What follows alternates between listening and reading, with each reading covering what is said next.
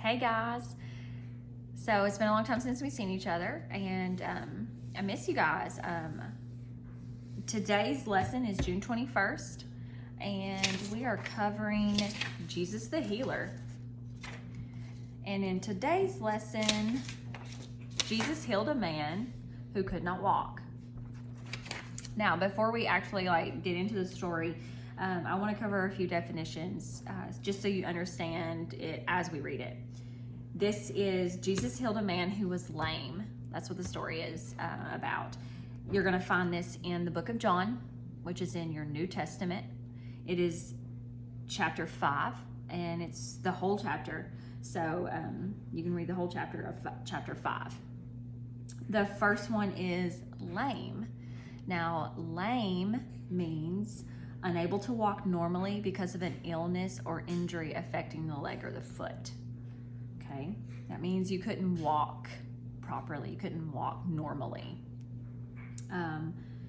Sabbath, that's our next one, Sabbath. Sabbath refers to a day of no work. And as Christians, we celebrate that day on Sunday, most Christians. So the next one is Bethesda. Bethesda is a natural pool of water thought to have healing powers. So it was a pool of water, kind of like a pool, but it was natural, more like a body of water that occurs naturally, maybe like a spring.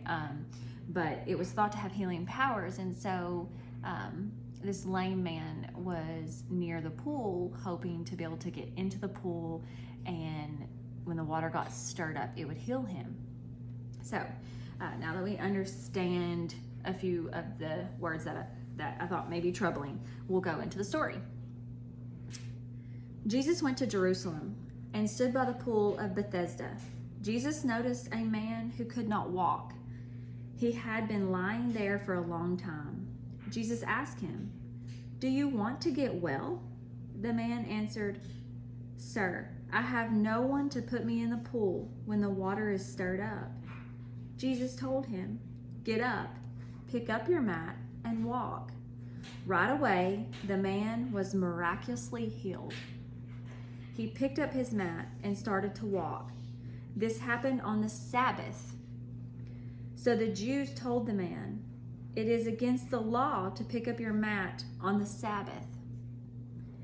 The man replied, "The man who healed me told me to."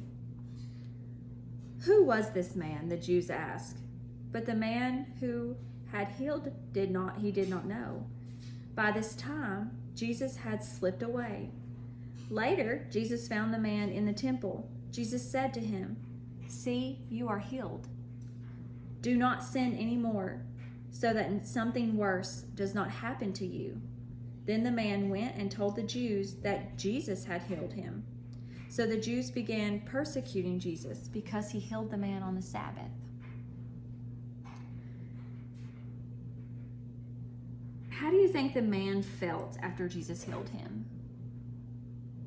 I want you to think about that. I would, normally this is our time where we would talk back and forth and we would discuss the story and just be real about it.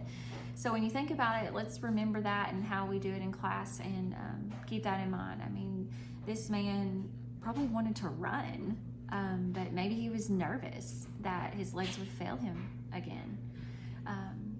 And then he was happy to obey what Jesus told him about sinning no more, because he had been given a gift to be able to walk again. And he knew, it says, when you open your Bible and you read it in your Bible, it says that this man had been lame for 38 years. And I'd imagine that would have been the majority of his life. So I'd say this man was super happy. He was very ecstatic to be walking normally. Can you think of a time that someone was compassionate to you? Think of something personal, something where someone was actually compassionate to you, and think about how that made you feel. And the last question I have is, why can we have hope when we trust in Jesus? Jesus always comes through. You can always trust in Jesus. Our Bible verse today is Isaiah 53:4-5. It says, "Surely he took up our pain. The punishment that brought us peace was on him, and by his wounds we are healed." This is Isaiah 53:4-5.